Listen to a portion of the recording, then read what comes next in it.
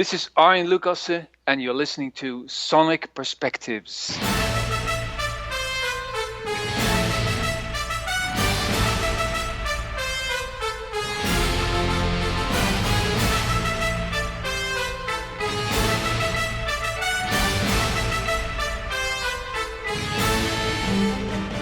Welcome to Sonic Perspectives. My name is Nick Andrews, and today I am joined by some tall hippie. You might know him from Star One, Guilt Machine, The Gentle Storm, Stream of Passion, or of course Ayreon. Ladies and gentlemen, my guest today is Arjen Lucassen. Good to be speaking to you again, Arjen. Hi, Nicholas. Good indeed. And you left out a couple of projects there, but we don't have the time, I guess. Bovine, Vengeance. We could go Ambion. Stop it now. But congratulations on the imminent release of the Ayreon Universe, the Best of Ayreon Live. The album was recorded in September of 2017 and will be released March 30th of this year via Mascot Label Group. It's coming out in 7 different formats. First of all, after all the work that went into the shows and this release, how relieved are you to be doing interviews now and almost wrapping this up and putting it all behind you? Actually, it was kind of fun working on it. I mean, the shows themselves were hell, but working on it was kind of fun. You know, we had this production team, we had 6 people, and we came together each month. And I don't know, it was fun. And then, you know, thinking about what are we going to do on stage? Oh, yeah, and then this bomb is going to go off, and then you're going to see this on a LED screen, and then that singer's going to come on, you know, and then already anticipating what the audience would feel and stuff like that. So, yeah, no, I don't think relief would be the right word. And I enjoyed mixing it too, because everyone sang so great and everyone played so great, you know. And I enjoyed editing it because it was 30 cameras with all cool shit, you know, so that was easy. It was really a luxury thing, this one.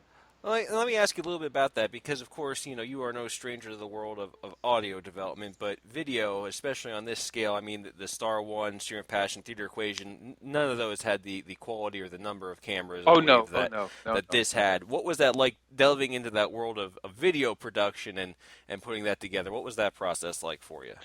Well, the Theater Equation was hell. It was awful. The camera crew was awful, and there were 25 cameras, you know. But as soon as a singer came on stage, all these 25 cameras, whoop, went to that one person. And you know, with the Theater Equation, at some point there were 12 singers on stage, you know, and then somebody on the other side started to sing, and the cameras were late, of course, and it was hell. And I really, sleepless night. I'm crying when I think about it. The camera work was terrible, and the editing was terrible.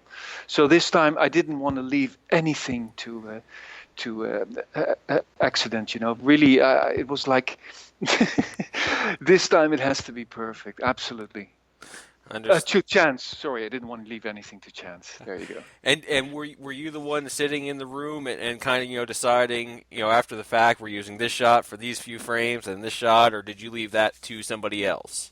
The guy who filmed it all, Belgian guy, I told him from the beginning, you're going to hate me, man. Because I'm such an incredible control freak.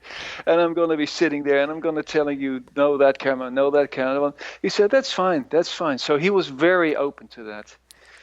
Good. But I always, with everyone I work with, I make it clear, you know, if I do artwork, I tell them, man, you know, you're going to have to make like 50 different front covers until I'm happy. And some of them are, oh, we don't mind, but they do mind, you know. One guy, I drove him crazy.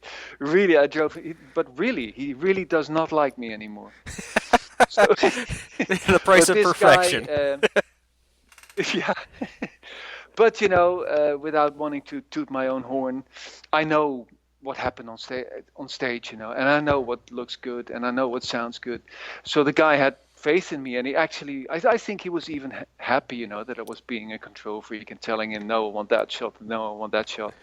But I had him do the first edit, and then I wrote down all my points, which was like at 1.3, at 1.6, I want that, at 1.8, I want that. So, but he was totally fine with that, and he changed everything without any arguments, so that was great. Good. Now, I know with these shows, you know, it was a huge undertaking. It was 2 years, you know, in the making, and I know Lori helped a little bit with storyboards, but Just was the big man that was kind of helping develop things with you. Can you go over a little bit over those 2 years, separation of duties between the two of you, and how you handled that over the 2 years and bringing this to the stage? Well, mainly the music thing was mine. So choosing the singers, I did myself. Um, yeah, the whole music side was mine basically, and the whole logistic side was Joost, because Joost has much more experience with that. I mean, I haven't played live in 10 years, so I know nothing about that. So he dealt with all the other stuff, with the LED screen. No, the LED screens I did myself too, but with the pyros and the whole organization behind it, and we also had a production manager who knew how to arrange all the technic shit, and we had like a promotion press manager who arranged that. So we had someone for each job, because with the theater equation we didn't have that. So there was no press, and it was a mess, and everything had to be done the last 2 weeks. And the only reason that that show was a success was that the musicians and the singers, they were so amazing. They totally saved it. But yeah, so that's basically how it went. I did all the music stuff, and Joost did all the arranging. Okay. Now, one mistake I had made in preparing for this is I wrote out a ton of questions, and then I watched the documentary last night. I had a chance to get the advance of it, and that about nuked about half of this interview because of how well done it was. It is a compliment. I've seen the album documentaries, and I think the documentary on this does just a fantastic job of showing what was done from start to finish, and I think fans are really going to enjoy this look into the process. I think so too, yeah. There are no secrets left there. So, with that being said, though, you did talk a little bit in the documentary about the visuals for the show. There was a back screen, there was the two front screens in front of the drums and the keyboard riser, and you had a big hand in getting those visuals together. You've never done anything on that scale. What was it like working back and forth to get those visuals done? Again, it was fun. Yeah, a guy in the US made most of them, Wayne Joyner. And I saw some of his work and in the beginning, and I was like, I like this. He did some cool stuff for Inside Out and stuff. And so, yeah, I contacted him, and he said, oh, it's fine, I'll do it. I said, do you realize how much work this is going to be? Do you realize that for the next year, I'm going to be bothering you every week? And again, he didn't mind, and he did an amazing job. And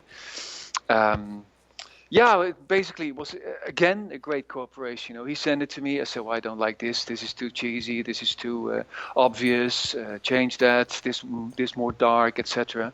And Laurie also did a lot of stuff with the visuals. So yeah, it was a great cooperation again. And again, it was fun simply because we started so early. If you do this the last couple of months, you're going to have arguments, and you're going to have stress, and you're going to have fights. But if you start 2 years in advance, you basically you say we want to be ready 1 year before the show, because that last year a lot of shit is going to happen. So yeah. We wanted to be ready 1 year before the show. So then it's cool. Then you can make something that's already good. You can make it perfect the last year. So that's how it worked. I think if you look at a song like Computer Eyes, which was done with Stream of Passion live, it's an absolutely fantastic live version of that song. But then you see what the visual and the lights and that big production brings to the song on this, and you can really see where all that work pays off in making a more complete show. Yeah, and we had original singers for that track. That was cool too. Mm-hmm. Yes, absolutely. Yeah. Now, one thing I will say, you had almost everybody from the start stick in, but Russell Allen was unable to make the show. But I will say, in being there, a general idea afterwards, everyone was blown away by J.C. Kuipers. Oh, yes. Oh, my now, God. Was he slated to replace Russell if something happened with him, or was that decision made after Russell dropped out? No, not at all. No. Russell told us he couldn't do it. And then it was like, oh, my God. We only had a few months to search for someone else. And I was scared, how are you going to replace Russell Allen? God damn. Not going to lie, that was my reaction as well. So I was looking around, and I remembered JC because I did an acoustic album of the first Ayreon album. I did an acoustic album of all the songs, and he sung one of the songs there, and he was great. But then that was 15 years ago, and I thought, well, how is this guy now? So I contacted him, and he sent me a couple of videos of him live. He's in a Dio cover band, and he did all these Dio songs with ease. And I said, well, would you be interested? He said, well, interested? What do you think, man? Of course, please, let me try. But we were all nervous. We were all going to be like, okay, it's not Russell Allen. And I hate second best. I don't like that. If you see the show, I'm a bloody perfectionist. So we had the first rehearsal with the singers. And at the point, really, the whole room was like, oh my God, now it's going to come. We're going to do Dawn of Million Souls. So JC came forward, and we all looked at each other and we had the shivers and we were like, oh my God, what's this going to sound like?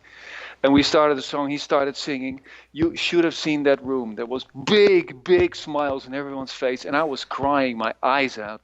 I don't think at any of the shows, the people that were there the first time on whatever day, I don't think he got through a single verse before people were put at ease on that song. Yeah, and absolutely. He didn't just replace the voice either. He brought the stage presence that Russell is known for as well. He's got like this impressive persona, that guy, like totally authoritative figure on stage. And he's such a nice guy and a great guy. And that was really, really a find. We were really happy with that. Now, one thing that's kind of covered in the documentary is, how you chose what songs. But the one thing that really stuck out to me is that you were absolutely merciless with your ability to cut songs down to try and increase the number of songs in the set. Now, what was that decision-making like? You seemed to do it with ease. Was it really easy for you to cut everything, all these babies down to size? Yeah, I didn't mind. I was like, I want to play at least 2 songs of each album, preferably 3 songs of each album. But then, if you, then it's going to be like 6 hours because there's a lot of long songs. None of us would have argued. And I was like, okay, am I going to play less songs? Okay, maybe I shouldn't play Black Hole because that's a long song. Of course I have to play Black Hole, Okay, Dawn of a Million Souls is also 7 minutes, or 8 minutes. Maybe we shouldn't play. Of course I want to play it. So I'm kind of good in editing down songs. Yes, without people noticing it. I think that's the trick, I think that the whole 2 minutes of actual fantasy might have been the only thing that didn't get cut. No. And Valley of the Queens. That's true as well. Yeah, and Comatose, and I think the rest got cut, And no, but it didn't hurt. It's also, people always say, like, don't you hate making single versions, for record? I don't. I really don't. I just see it as another song. Yeah, it actually. So no, I don't. Oh, one interesting thing, when you force an artist to make a shorter, more compact song, something more friendly for radio, some people see that as selling out or what have you, but it really can be a challenge for people who make the longer songs to do that. It's an artistic feat. But of course, sometimes it's not possible. I mean, you're not going to cut down Bohemian Rhapsody, No, there's no way you can do that. It's a mini opera. There's no way you can do that. So there are some songs you can't cut. Very understandable. Yeah. Now, some of my least favorite live albums over time are those that seem way too sterile. They have no audience noise. They're so clean that they sound like studio releases. So I found it very refreshing in the documentary. You go over how you gave the singers a lot of freedom to do their own thing, to try to be loose and comfortable. Did you like the result, or were there any live albums that inspired you to want to have that sort of vibe? I loved live albums when I was a kid, because live albums always sound more lively and they always sounded better than the studio albums. Think about Thin Lizzy, Live and Dangerous, UFO, Strangers, yes. Nights, Made in Japan, of course. I totally love live albums, and also I love the fact that they were different. They were different from the real songs, you know. And on Made in Japan, you know, sometimes you hear Gillan go wrong, and I loved those parts. You know, you see him. Was it in Strange Kind of Woman? He lost the lyrics or something, and it was like strange kind of ha ha ha, and he was just laughing. You know, like okay, I fucked up. I love those moments. So, yeah, I think that was an inspiration. It was like. All the singers, I really, I told them, please, you know, okay, we're telling stories here, and okay, there are terrible stories, you know, everybody dies and it's the end of the world, but nevertheless, you know, it's all tongue-in-cheek. What I do is tongue-in-cheek, you know. I hope really that people don't take it too serious. I mean, yeah. Having been there now, people who don't who have the DVD that's coming out, you know, you had the choice. You had filmed 2 nights, so you get, you know, the best performance from either night. But during some of the shows, some of the singers did flub a line or two. And Yes. the funniest part was, I think every time they did, it was while there was a lyric video on screen behind them. I know, and it's funny if you look at Everybody Dies. Take a close look at Hansi, because he hated me for that song. He didn't sing the original, and he hated me for it. And if you look at him, you see he's like with his side to the to the screen, and he is secretly reading, man. Not so secret anymore. No, not a secret anymore now. No, he hated me for that one. And it's, you know, it is hard. It's like there's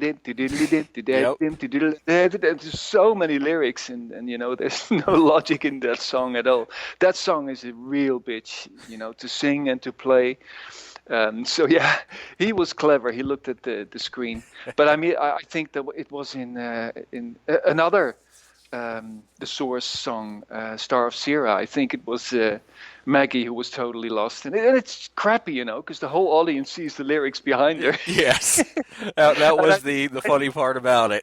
I know that puts extra pressure on them. So that's the only part we took from the Friday. We took the first few lines of Star of Sierra, because Maggie really got lost there. So that's the only part we kind of cheated and took it from the Friday. And we took my speech from the Friday, but the rest is all Saturday. It's very cool to have someone who's very upfront and honest about these sort of things.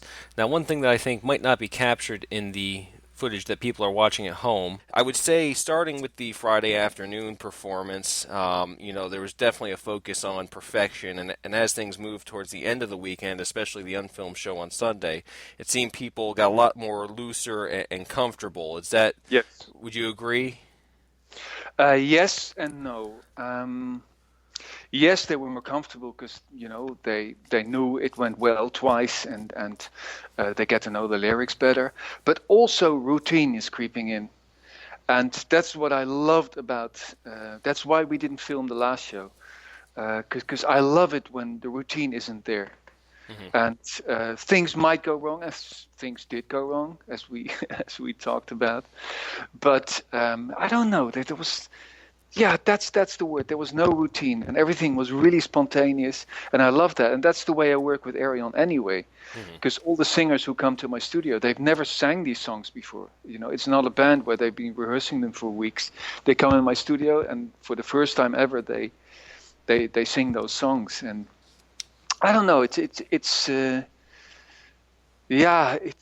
Maybe it was easier on a Sunday, but I think the extra excitement and the extra tension and extra spontaneity of the first 2 shows, I prefer that. Yeah. Even being a perfectionist, you know, which is weird. Being a perfectionist, I still prefer it when things didn't go like 100% smoothly. Well, it kind of goes back to the discussion about it being a live album again. It has that more live feel. But then again, you know, you don't want to be hearing mistakes on a live album, you know, not. You don't want, if there's a mistake on a live album and you play it 10 times, you have to listen to that mistake. You know, if it's a funny mistake, okay, but if it's like a crappy mistake that ruins the song, you don't want that. You know. Of course. But they all. That's why we didn't pick the Friday either. You know, there were some mistakes there. So and Saturday, it was just brilliant. And you know, everything was on YouTube. Every moment, every second was on YouTube. So you know, we can't go into the studio and replay shit, because they're simply going to put the YouTube version on and say like, hey, I didn't hear that. Like, that was there. Yes, it did not take long for a lot of that material to make YouTube. Yeah. Now, despite having the 16 singers you had there, and you had plenty of parts that they were able to sing their original parts, you had to have fill-ins for some of the vocalists, and I think you had some interesting choices that worked out great. You had Tommy sing "Into the Black Hole," Oh yes. instead of Damian Wilson, who had done it previously. True. Maggie was singing some of Russell Allen's parts on Intergalactic Space Crusaders. Can you tell us a little bit how you went through the decision-making process on what singers would do, which of those roles? I wanted each singer to have their big moment. Each singer, you see the names come on when the singer enters the stage, and that's their big moment. So that was very important for me. Each singer, when the first time he comes on stage, he has to have his big moment. And I simply wanted to do Druids. I had to do Druids with Damien, because he does that so well. So and he wanted to do Black Hole. I said, no, Damien, please, please, please do Druids. He said, okay. So Black Hole was open. And Tommy sings on my last 2 albums, but he has all these little parts in songs. He doesn't have like one full song. And I was like, wouldn't it be cool to have Tommy do Black Hole? And I asked him, and he said, no way, man. I mean, that's Bruce Dickinson's song. I'm not going to do that. And I assured him, I said, please, Tommy, please don't try to do it like Bruce, but please do it your own way. Because he has all these soulful little bluesy ornaments, when he sings like, hey, that's so great. And Bruce doesn't do that, of course. And so I was like, please do the song and please do it your own way, so people are not going to compare. And he did, And I'm sure he was happy to avoid any comparisons to Bruce Dickinson, because I don't think any singer wants that challenge. Absolutely, yeah, absolutely. So luckily I could convince him to do it. But I tell you, he was nervous about it. He was very nervous about it. Very understandable. Yeah. Now, a few months back, it was announced that Ayreon will perform one time in 2018 at the Grass Pop Metal meeting in June 22nd in Belgium. Now, the difference here is people are going to see this release before that show comes up. How will what they're seeing there compare to the release that they're seeing now? It will be basically the same. It will be basically the same set. Of course, the order will be different. Of course, it will be shorter. We can only play 75 minutes. But there will be different singers. I would say like half the singers are the same as Ayreon Universe, and there's new singers there. And there's also going to be a surprise singer and stuff like that. So, there's going to be a lot of the same. But also, I switched vocals around. So when a singer sang a certain song on Ayreon Universe, I wanted to sing them to sing a different song with gospel. So it's basically the same, but still there are differences. Well, that's nice, given how close it is to Tilburg, relatively to the 54 countries that flew around for that show. It's relatively close. It's nice to have that change for people who I'm sure will be attending again. But then again, I think it's going to be. I think that it's in the tent. I think 15,000 people can go in there. I don't think there are many people there who went to Tilburg. Yeah. So there's going to be many new people. So. So we kept the same set. Of course, also it's easier for us because for the rehearsals and stuff. And, everybody already knows it. You only get one chance. You do one show in a year, so it has to be good. Yep. So to put lots of new songs in there, I would never. No, that for this perfectionist, that would be a bridge too far. Yeah. Okay. Well, now switching away from the new release for a little bit, in just a short amount of time here, we've lost a couple of prior guests from your albums, John Wetton and Keith Emerson. And, given when prog really started, a lot of those early icons are unfortunately getting up there in years. And as we've not developed any of the life extension techniques found in your music, do you struggle at all with the concept of mortality, especially amongst, different peers and collaborators of yours? For myself or for other people? Yeah, either. For myself, I never worry about that stuff. I worry maybe about getting sick or getting pain, but getting old, no, I don't mind at all. Um, but on the other hand, yeah, if you see my wish list for singers and musicians, of course, on top there are all those singers that I grew up listening to, and I grew up in the 60s and 70s. So all these people are 60, 70 right now, and the list is getting shorter. Of course, I had like Dio on top there, and Phil Lynott and all these guys, and so yeah, that's awful. And you start thinking like, yeah, if I want that singer, I'd better be fast. But guys like Robert Plant, Ian Gillan, Gilmore, Kate Bush, etc. Yeah, and another, not necessarily a vocalist, but another recent loss has been Stephen Hawking, and I'd say his work in science, definitely crossed his path with your work in science fiction. Oh yes. Is there anything that you'd like to say about him? Did he inspire you or any of your stories? He was a big inspiration. I think I said so. I think I said in my solo album that I thanked him. He's been a huge, huge inspiration for me.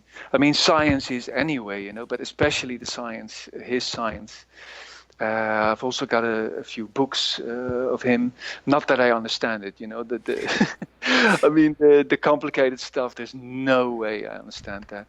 But I love the way he thinks, and I love the way he presents it.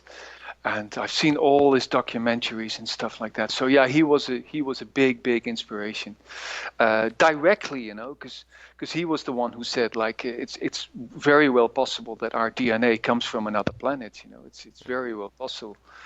So that's what I do. I always take science and then I turn it into fictions. Like, okay, so if our DNA could be from another planet, what if this planet, deliberately shot their DNA to our world, so that's how my ideas start. So yeah, that was, I mean, of course his death, we saw it coming, but he's been a huge inspiration, definitely. Okay. Now, switching topics again a little bit here. It wouldn't normally be a topic for discussion, but you're in the middle of a move, and the reason that's important is because wherever you are is where the Electric Castle also is, where you record everything. So what does a new house mean for future of Ayreon and other projects? Is it going to be bigger, different? It's the main reason to move, actually, because my old studio was a room within a room, which means it had no windows. Oh. And it was totally noise-free, for the neighbors and stuff like that. But it had no windows. So I've been in there for 10 years in this dark room, just surrounded by curtains, and that really didn't feel good anymore. So what I wanted basically was to live in the middle of nowhere and just be in an open room with windows and stuff like that, and no neighbors. And I found it, actually. Yeah, it's an old school built in 1921, and it's amazingly cool. Coincidentally, I just put a photo on Facebook. Wait a minute, maybe I can put it here for you. I believe the one with all the artwork of the Ayreon albums hanging in the hall. Yes, that's it. Yeah, it's amazing. Really good.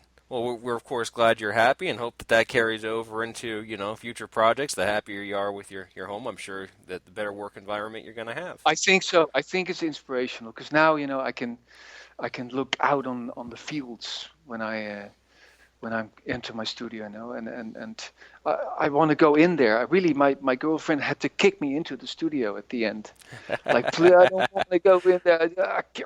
Go in, But now I want to make it a place that I just want to be there. And we certainly want you there in the studio as well. Now, switching gears again a moment. Recently, you and Annika worked together in The Gentle Storm, which became the genesis of her band Ver.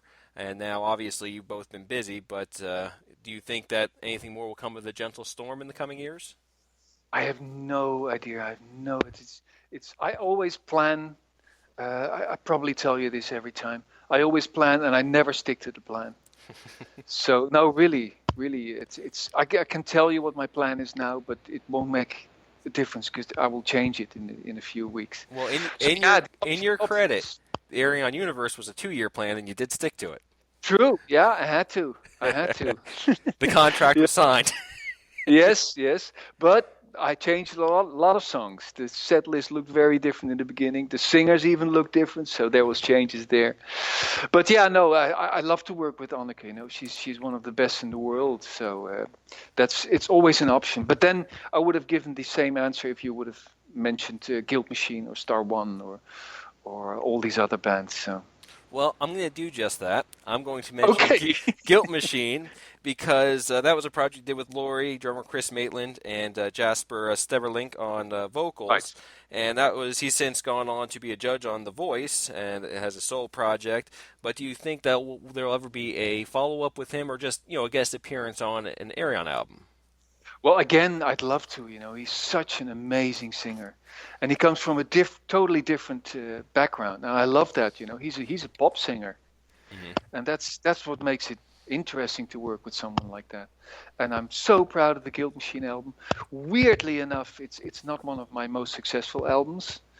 I think it's just too difficult for people. You know, it's not a simple sing along. Also, it's not a concept album with a simple story. You know, it's got these really deep, cryptic lyrics that Laurie wrote, and I think that's one a special one for the fans. You know, I'd love to do another one. But if I do another one, it has to be with the same people. Yeah, the same lineup. It's not like Ayreon where you expect the wide rotation. No, it would really have to be with the same people. Now, of course, The Source was the album that you were supporting leading into the live shows, and in the documentary for that, it was talked about how not many singers came to your studio, which was a big change. So much of it was done over the internet, and I know you prefer having them there, but do you think with how far the internet's come now and how easy that makes things, do you think you're ever going to return to the day where you have most of the singers for an Ayreon album in the studio with you? I would always prefer to have them here.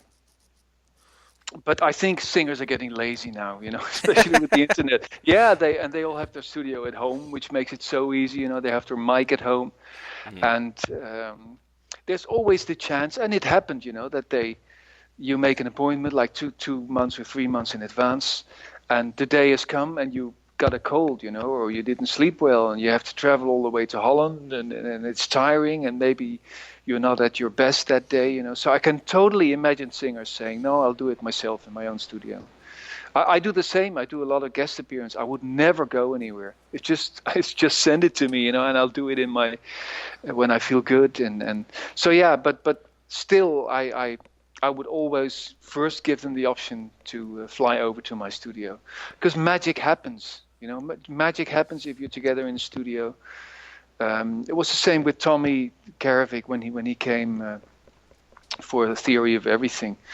We came up with so many new ideas and so many background vocals. And let's try this, you know. And with the Source, that didn't happen. Having said that, you know, he could do the Source in his own studio, and it's totally amazing what he does there. You know, it's totally impressive because he was in his own studio and he could do it in his own time. So yeah, there's something to say about both. Yeah, it's just not the back and forth that's possible in a face-to-face meeting that there is doing things remotely. That's it. Yeah, you can do it on Skype, but that doesn't work either. You know, you need that chemistry, and I need that guy to stand next to me. Also, I don't have a control room or whatever in my studio, and I just want the guy to stand next to me, and you can grab an acoustic guitar and, hey, try this, try that, you know. But I think it also depends on the singer. The one singer would work perfectly like that. The other singer, it would be like, no, I definitely want you in my studio. All right. Well, now, some other singers, too, while we're on the topic of them, like to write their own lyrics. Devin Townsend did. Or some have you send them an idea, and they kind of create their own things, like the binary lyrics that you sent to Mike Mills to do his part on The Source. What is it like having to trust, and you're such a control freak, trust these musicians to do that, and what is it like hearing their lyrics or, you know, their contributions for the first time after you've sent that out to them? Well, firstly, I'm a huge fan of these two people. They're the biggest geniuses in the world, both Mike and Devin. You know, and it was, he didn't want to sing other people's lyrics. There was no way he was going to do that. So there was no option for me. That was basically one of the first times I really had to trust someone to do a good job. But I really wanted him. I mean, I love his music. I'm a big fan. So I told him, okay, go for it. Do your own thing, your own lyrics, your own melody. Just go for it. And the first time I got it, I was, oh my God, what is this? I mean, killing it from afar, go tell it at the bar. What the fuck are you talking about? What is that? Motion personified alpha. What am I going to do with this? And then I played it again, and I was like, and I played it again. I thought, oh my God, this is brilliant. And this is so much better than I could have ever done it. So that really opened my eyes and my ears, like okay, it can be better than what I had in mind. And exact same thing with Mike Mills. He is he's up there with Devin Townsend, really. He's such a genius. And I totally trusted him to do a good job. And indeed, I just gave him the zeros and the ones. And you think you can do something with it? Yeah, sure, let me go for it. And then I hear it, and it's like, oh, this is so incredibly good. And again, so much better than I could ever have done it myself. So, yeah, that's how it feels. Good. Now, one thing that you haven't done yet, and it's interesting because you've worked with so many great singers, but you are a multi-instrumentalist yourself. Have you ever considered just doing an instrumental album? I love vocals so much. I figured as much. Yeah, really. I love vocals and I love stories so much. It all started in the late 60s with Jesus Christ Superstar, where you got this whole story and then all these characters, and it's so adventurous. So I've always been a vocals freak. It's always been about vocals for me. And sure, there are instrumental bands I like, like Emerson, Lake and Palmer stuff, or Camel, or electronic stuff like Tangerine Dream or shit like that. But I think it's 98% vocal stuff that you would see in my CD collection. Okay. Fair enough. I figured that would kind of be the case, but I didn't know if you ever had that itch well, to just yeah, explore I tried. Yes, yeah, I did try. Actually, that was the Ambient album. Mm-hmm. I really tried. I wanted to do. Yeah, Mike Oldfield's another one I really like. I wanted to do something like Mike Oldfield, make an all-instrumental album, but then electronic, a bit like Tangerine Dream. And I tried, and then someone sent me this recording of this 14-year young Dutch singer, and I was like, yeah, sure, and I heard it, and I was like, oh, that's cool, and Mike Oldfield just did an album where he had 2 songs, I think, with Maggie Riley on it, and the rest was instrumental. So the plan was to do an instrumental album with just 2 songs with this 14-year young girl, but then she was so incredibly good that it became an all vocal album with 2 instrumental songs. So there you go. That was my attempt to do an instrumental album. No, worse things that can happen than to have a singer that's too good to let go. I know. But yep. Circling back to Ayreon Universe a little bit here, we covered a lot on it, but I will say this: I was there. I think it captures the specialness of the show perfectly. Great. I think that's that it is far and away better in production quality than anything previously. Obviously it was bigger and had a better budget than anything previous to it. So I think people are really going to be happy picking up this set and reliving, especially those that couldn't be there, the Ayreon Live experience. Is there anything we didn't cover that you want to say about that release? No, I don't think so. No, it's yeah. I'm also totally confident. And usually, me, I'm not, with Theater Equation, I was like, oh my God, we're going to have to release this and people are going to nag. And they did, The first time we put a clip on YouTube, it was people, oh my God, what's the camera work? And oh my God, this and that. And I knew it was coming. But this time I'm so relaxed and so confident. And I think the only complaints I hear is that it's edited too fast. But that's simply because, well, you saw the whole show, we put Everybody Dies as first song, which is a really fast song with a people singing really fast after each other. So it needs fast editing. But I think the great thing about the show is the dynamics, where you go from a song like Valley of the Queens or Druids Turn to Stone to a really busy song like Everybody Dies, Star of Sierra. So, I just want to tell people that it's. I hate fast editing. I'm a big Rammstein fan, but I saw Rammstein in Paris, I think it was. It was like, oh my God, the editing is so fast. I can't even see what's happening. And Right. that was the first thing I told the editing guy. I said, Rammstein, that I don't want it like that. And luckily he agreed with me. Yeah, there are certain, in my personal experience, Iron Maiden live albums that I love otherwise, but are barely watchable because of what I call Steve Harris syndrome of this just, Okay. switch, switch, Yeah. Oh, switch. it's such a shame. It's such a shame. You don't even know where you are anymore at some point. Yes, I feel like if I had epilepsy, it would be a real, Right. real problem. Yeah. But then maybe people have things to hide or something. We had nothing to hide. Nothing was replayed, so you could just show a whole solo and stuff like that. But it's also, people might be nagging because they're used to little YouTube films, which is just a guy sticking his phone in the air. Yeah. They're used to that, just seeing one shot, from it, and suddenly you see all these shots. So I can imagine that, but I really don't have that feeling that it's, and I'm glad you don't either, that it's edited too fast. So. Yeah, there was definitely, I watched a lot of the YouTube stuff after the fact, of course, and to say that the release goes above and beyond those is a bit of an understatement. Like I say, the production on this is a level unlike anything that we've seen in the Ayreon-related universe before. Yeah, I agree. Once again, this is Arjen Lucassen we've been speaking to. We're talking about the Ayreon Live release that's coming out on March 30th via Mascot Label Group. It's available on CD, on DVD, on Blu-ray, on vinyl, on gold vinyl, basically any way you could want it. We're going to have the links so you can get it. It was 2 years in the making. Arjen put a lot of work into it, so thank you again, Arjen, for speaking to us today and for putting this all together.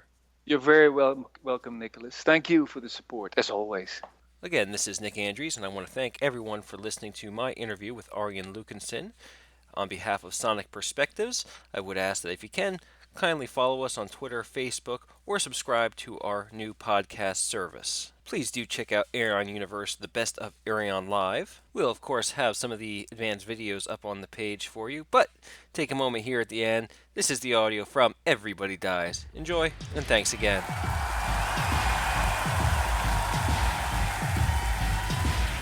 This is unknown, this is not included at all. Gonna die, everybody dies,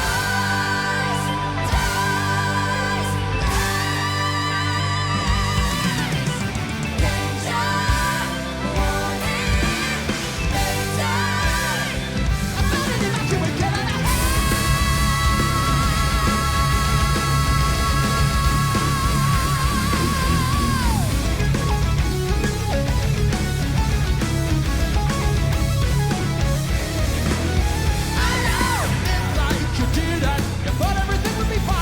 You scupper and run, but you've already run out of time. It's rotting and deteriorating from the inside. There's no way to stop it. Clearly there's no way to hide. Calculation of survival rate 0%. Doom, the world goes boom.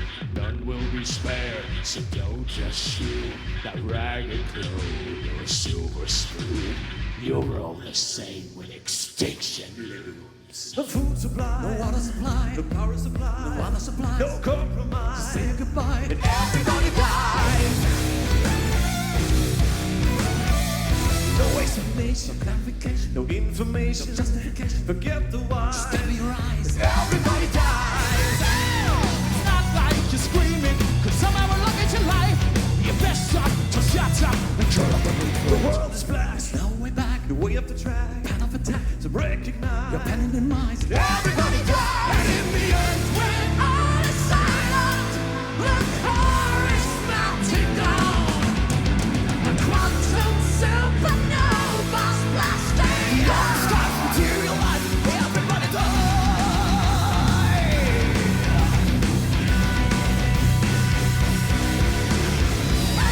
You're holding your breath as you're going to punch one time. You best stop, so shut up and turn up and wait for the ultimate blast. Will be the last when it's past. So terribly fast, blind to rise. You're paralyzed, and everybody dies. So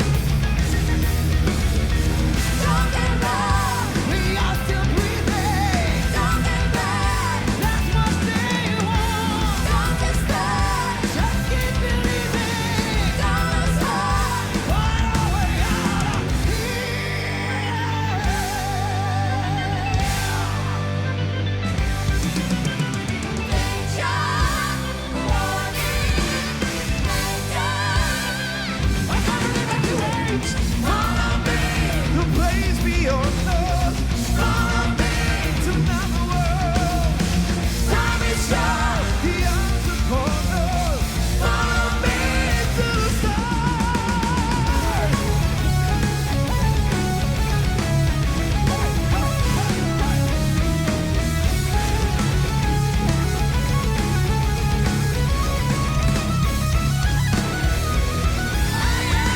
Ideal conditions, but stable enough you can try. The chances are slim, but